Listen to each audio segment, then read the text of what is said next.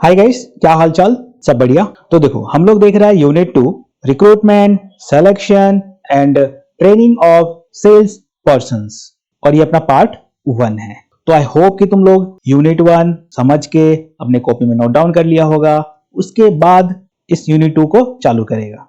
ठीक, तो देखो, फाकी बिल्कुल नहीं देना है, तैयारी अभी से चालू करना है। अगर तुम रोज थोड़ा थोड़ा करता है तो बाद में कोई दिक्कत नहीं होगा, समझ रहे हैं? क्योंकि अपना टारगेट तुमको पता ही है, तुम सबको रैंक लेके आना है। दूसरा, गवर्नमेंट का स्कूटी नहीं छोड़ना है। तीसरा, अपने पेरेंट्स को प्राउड करना है अपने रिजल्ट से। आ रहा है बात समझ में? जा रहा है कुछ खोपड़ी में बात? तो चलो फिर क्लास चालू करते हैं। तो देखो, रिक्रूटमेंट ये क्या होता है? Recruitment is the process of finding and attracting suitable candidates to apply for jobs in an organization. It is a positive process because it helps in creating a pool of interested candidates for selection. इसका definition भी देख लो। Recruitment is the process of searching for prospective employees and stimulating them to apply for jobs in the organization. तो recruitment क्या है? ये एक process है। किस चीज का? Finding and attracting suitable candidates to apply for jobs. और ये क्या है? It is a positive process because it helps in creating a pool of interested candidates for selection. तो देखो, जब भी हम लोग एम्प्लॉय को सेलेक्ट करता है, उससे पहले उन एम्प्लॉयज को ढूंढा जाता है, और उसी ढूंढने के प्रोसेस को हम लोग यहाँ पे रिक्रूटमेंट बोल रहे हैं, जहां पे हम लोग कैंडिडेट्स को फाइंड करता है, अट्रैक्ट करता है to apply for the job in an organisation. आगे देखो, सोर्स ऑफ रिक्रूटमेंट। अब इनको कहां से फाइंड करे, उसी के बारे में तुमको पूछ रहा है। मतलब ये जो रिक्रूटमेंट होता है, इसका सोर्स क्या है, कहां से हम लोग लोगों को खोज के निकाले। तो देखो क्या लिखा है यहाँ पे, recruitment sources are mainly of 2 types. पहला है इंटरनल सोर्स। अब इसमें क्या होता है, these are sources within the organisation. तो अपना जो ऑर्गेनाइजेशन है उसके अंदर जो लोग हैं, उन्हीं में से हम लोग रिक्रूट करता है। कैसे? तो देखो, पहला है promotion, upgrading an employee to a higher post. पहले जो एम्प्लॉय था उसको हम लोग एक हायर पोस्ट में ले लिया, तो यहाँ पे क्या हो गया, उसका प्रमोशन हो गया। Example, promoting a junior sales person to sales manager. ठीक है, तो तुमको सेल्स मैनेजर का जरूरत था, तो तुम क्या किया, जो जूनियर सेल्स पर्सन था उसी को तुम सेल्स मैनेजर बना दिया, तो सेल्स मैनेजर मिल गया तुमको। समझ रहा है? तो इसको क्या बोलते हैं हम लोग, इंटरनल सोर्सेस। मतलब तुम्हारे ऑर्गेनाइजेशन में जो लोग हैं उन्हीं को तुम प्रमोशन देके रिक्रूट कर लिया। नेक्स्ट है ट्रांसफर। इसमें क्या होता है, shifting an employee from one department location to another. जैसे कि transferring a sales executive from one city to another. तो दूसरा तरीका क्या है, ट्रांसफर करके, जिसमें हम लोग क्या करता है, एक डिपार्टमेंट से अलग डिपार्टमेंट में लेके आ जाता है, या फिर एक लोकेशन से दूसरे लोकेशन पे लेके उनको रिक्रूट कर लेता है। जैसे कि transferring a sales executive from one city to another city. ठीक, तो पहला क्या है, प्रमोशन से तुम कर सकता है, दूसरा ट्रांसफर। तो पहला सोर्स क्या था, इंटरनल सोर्स। अब ये आगे हम लोग दूसरे वाले सोर्स, जिसको बोलते हैं हम लोग एक्सटर्नल सोर्स। यहाँ पे क्या होता है, These are sources outside the organization. इस सोर्स में क्या होता है, ऑर्गेनाइजेशन से जो बाहर के लोग हैं उन लोगों को हम लोग रिक्रूट करता है। कैसे करेगा, एडवर्टाइजमेंट से। Job vacancies are advertise through newspaper, online portals etcetera. ठीक, तो हम लोग क्या कर सकता है, एडवर्टाइजमेंट से लोगों को अट्रैक्ट कर सकता है और उनको रिक्रूट कर सकता है। दूसरा है employment exchange. Government run service to help employers find workers and job seekers find jobs. तो नेक्स्ट प्रोसेस क्या है, एम्प्लॉयमेंट एक्सचेंज। इससे भी हम लोगों को रिक्रूट कर सकता है। कैसे? तो बहुत सारा गवर्नमेंट रन सर्विसेज होता है जहां पे एम्प्लॉयर्स को, मतलब बॉसेस को हेल्प करा जाता है वर्कर्स और जॉब सीकर्स ढूंढने में। तो इसको क्या बोलते हैं हम लोग, एम्प्लॉयमेंट एक्सचेंज। पहला क्या था, एडवर्टाइजमेंट। नेक्स्ट देखो, कैंपस रिक्रूटमेंट। यहां क्या होता है, selection of candidates directly from colleges और यूनिवर्सिटीज। तो कैंपस रिक्रूटमेंट भी हो सकता है। यहाँ पे क्या होता है, कॉलेजेस और यूनिवर्सिटीज का स्टूडेंट्स को हम लोग डायरेक्टली रिक्रूट कर सकता है। नेक्स्ट है private employment agencies. This agencies supply workers as per employers demand. तो एक और तरीका है जिसको बोलते हैं हम लोग प्राइवेट एम्प्लॉयमेंट एजेंसीज। ये एजेंसीज वगैरह क्या करता है, वर्कर सप्लाई करता है किनको, एम्प्लॉयर्स को, मतलब बॉसेस को, ऑर्गेनाइजेशन को। जो भी इनका डिमांड होता है उसके हिसाब से ये एजेंसीज वगैरह लोगों को ढूंढता है और सप्लाई करता है। नेक्स्ट है वॉक-इन्स एंड राइट-इन्स। मतलब walk-ins, candidates appear in person for interviews, and write-in मतलब candidates send application through post और ईमेल्स। तो इसमें नेक्स्ट तरीका है वॉक-इन्स और राइट-इन्स का भी, जहां पे कैंडिडेट्स अपीयर होता है इंटरव्यूज के लिए इन पर्सन, और दूसरा है राइट-इन्स जहां पे कैंडिडेट्स अपना एप्लीकेशन सेंड करता है थ्रू पोस्ट और ईमेल। तो ये जो एक्सटर्नल सोर्सेस है इसके अंदर क्या होता है, हम लोग ऑर्गेनाइजेशन के बाहर से सोर्स करता है, कैसे, एडवर्टाइजमेंट से, एम्प्लॉयमेंट एक्सचेंज से, campus recruitment, private employment agencies और वॉक-इन्स एंड राइट-इन से।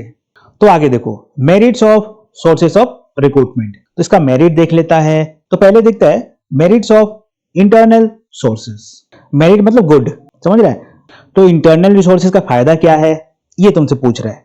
तो पहले आ जाओ, तो ये क्या होता है, इकोनॉमिकल होता है, मतलब saves cost of advertisement and consultancy. क्योंकि तुम्हारा खुद का ही ऑर्गेनाइजेशन का कोई पर्सन था जिसको तुम रिक्रूट कर लिया, तो इससे क्या होगा, तुम्हारा एडवर्टाइजमेंट का, कंसल्टेंसी का पैसा बच गया, खर्च बच गया। तो ये काफी इकोनॉमिकल होता है, मतलब सस्ता होता है। दूसरा है टाइम सेविंग, क्विकर प्रोसेस, क्योंकि तुम्हारे ऑर्गेनाइजेशन का ही तुम लोग को रिक्रूट कर लिया, सेलेक्ट कर लिया, तो यहाँ पे क्या हो रहा है, टाइम सेविंग भी हो रहा है। तीसरा है motivational, encourages employees with promotion opportunities. तो यहाँ पे क्या होता है, जो पहले से एम्प्लॉयज काम कर रहा है उनका साहस बढ़ेगा ये देख के कि उन्हीं ऑर्गेनाइजेशन का लोगों को प्रमोशन मिल रहा है, अपॉर्चुनिटी मिल रहा है, तो काफी एक मोटिवेशनल होता है।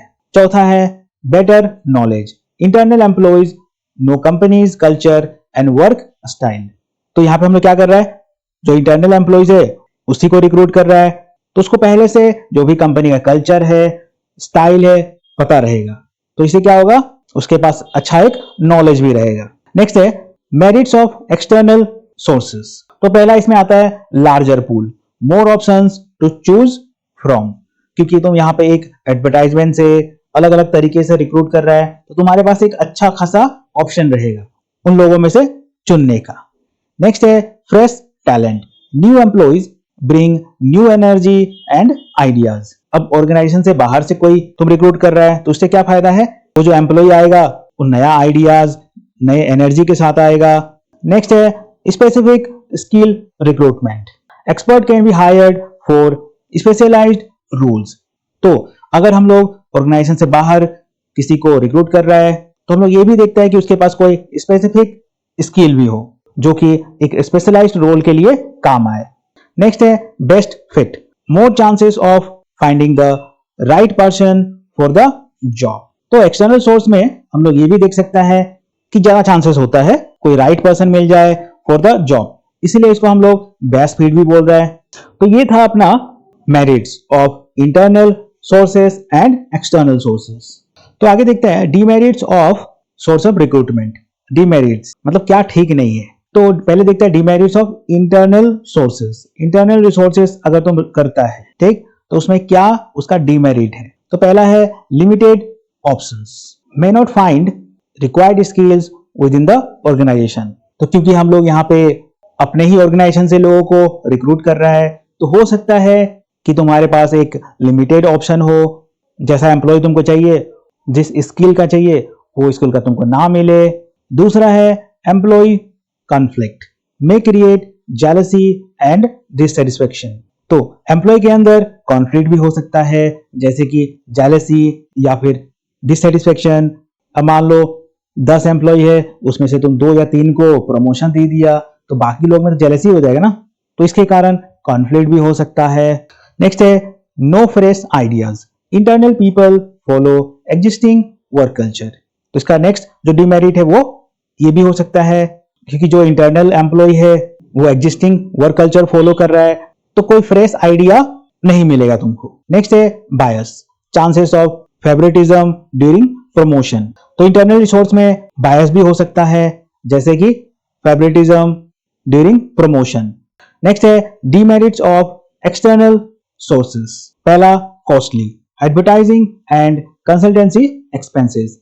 ये कॉस्टली हो सकता है क्योंकि इसमें तुमको एडवर्टाइजमेंट और कंसल्टेंसी एक्सपेंसेस वगैरह भी देना पड़ेगा।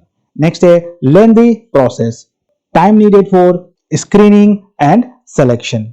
तो इसमें नेक्स्ट जो डिमेरिट है वो क्या है, ये काफी लेंथी प्रोसेस होता है और इसमें टाइम भी लग सकता है स्क्रीनिंग और सिलेक्शन में। नेक्स्ट है unknown background, risk of hiring wrong और अनसुइटेबल पर्सन। तो क्योंकि हम लोग आउटसाइड ऑफ ऑर्गेनाइजेशन से रिक्रूट कर रहा है, उसका बैकग्राउंड हम लोगों को ठीक से नहीं पता है, तो इसमें रिस्क ऑफ रॉन्ग हायरिंग या फिर अनसुइटेबल पर्सन भी हो सकता है। नेक्स्ट है adjustment issues, new recruits take time to adjust. तो ये सब है सारा demerits of internal resource and external resources. तो ये था unit 2 recruitment selection and training of sales person का पार्ट 2। ठीक, तो देखो टोटल इसमें से 10 नंबर आने वाला है और बहुत इंपॉर्टेंट और इंटरेस्टिंग भी टॉपिक है। तो अब तुम लोगों का काम यहाँ से चालू होता है। यहाँ पे जितना भी नोट्स वगैरह हम लोग देखा है उसको अपने कॉपी में नोट डाउन करो, 2-4 बार रीड करो, हो सके तो वीडियो को दोबारा देखो, जिससे तुम्हारा सारा कॉन्सेप्ट क्लियर हो जाए और तुम एग्जाम में जाके किल कर दो। आ रहा बात समझ में? तो देखो फाकी बिल्कुल नहीं देना है क्योंकि तुमको पता ही है अपना जो मकसद है वो काफी बड़ा है। तुम सबको यहाँ पे रैंक लेके आना है। दूसरा, गवर्नमेंट का स्कूटी बिल्कुल नहीं छोड़ना है। तीसरा, अपने पेरेंट्स को प्राउड करना है। तो देखो उसके लिए पढ़ाई करना पड़ेगा कायदे से। फाकी बिल्कुल देना ही नहीं है इस साल। क्लास 10, 11 इन सब में तुम लोग फाकी दे के अपना रिजल्ट उतना अच्छा नहीं किया और तुमको ही पता है कि तुम और ज्यादा रिजल्ट कर सकता था। जो तुम्हारे क्लास 10 में रिजल्ट है उससे तुम काफी अच्छा रिजल्ट कर सकता था। तो इस साल तुमको मौका मिला है, इस मौके को जाने मत दो। समझ रहा है? बढ़िया से बढ़िया रिजल्ट करके दिखाओ और अपने पेरेंट्स को प्राउड करो। और यहाँ पे देखो जितना भी सब्जेक्ट है जैसे कि accountancy, BMST, economics, business studies, salesmanship और फाइनेंस, ये जितना भी सब्जेक्ट है ये पूरा सब्जेक्ट हम लोग इस चैनल पे कवर करेगा। एक एक चैप्टर, एक एक यूनिट, एक एक टॉपिक पूरा डिटेल में हम लोग कवर करेगा। तो तुमको कोई टेंशन लेने का जरूरत नहीं है, बस पढ़ाई पे फोकस करना है। ठीक, तो देखो तुम लोगों को पूरा सपोर्ट मिल रहा है घर से, पेरेंट्स से, स्कूल से, कॉलेज से, इस चैनल से। अब तो तुम लोगों को देखो किल करना पड़ेगा एग्जाम में। आ रहा बात समझ में? तो सबका टारगेट यहाँ पे 90 प्लस होना चाहिए, उससे नीचे तुम लोगों को सोचना ही नहीं है। अगर सोचा बहुत मार खाएगा। आ रहा बात समझ में? तो बस देखो तुम लोगों को थोड़ा सा सीरियस होना है और इस साल थोड़ा पढ़ाई को ज्यादा टाइम देना है। बाकी सब भी करो, सोशल मीडिया घूमो फिरो, जो करना है करो, लेकिन क्योंकि तुम लोगों को पता ही है इस साल अपना बोर्ड होने वाला है और तुमको रिजल्ट बढ़िया सा बढ़िया करना है, तो थोड़ा सा सीरियस होना जरूरी है। क्योंकि ये जो साल है ये बहुत इंपॉर्टेंट है, इसमें बिल्कुल भी फाकी नहीं दिया जा सकता। समझ रहे हैं? जा रहा है कुछ खोपड़ी में बात? तो तुम लोग चैनल को सब्सक्राइब कर लो और अपने दोस्तों में भी और अपने दोस्तों से भी करवा दो, जिससे हम लोग मिल के पढ़ाई करें और एग्जाम में जाके किल कर दें। आ रहा बात समझ में? तो चलो ठीक है, फिर अभी के लिए इतना ही रखता है। वीडियो को लाइक कर देना, कोई डाउट हो तो कमेंट कर सकता है, अपने दोस्तों में शेयर करो और चैनल को सब्सक्राइब कर देना। ठीक है, फिर चलो बाय बाय।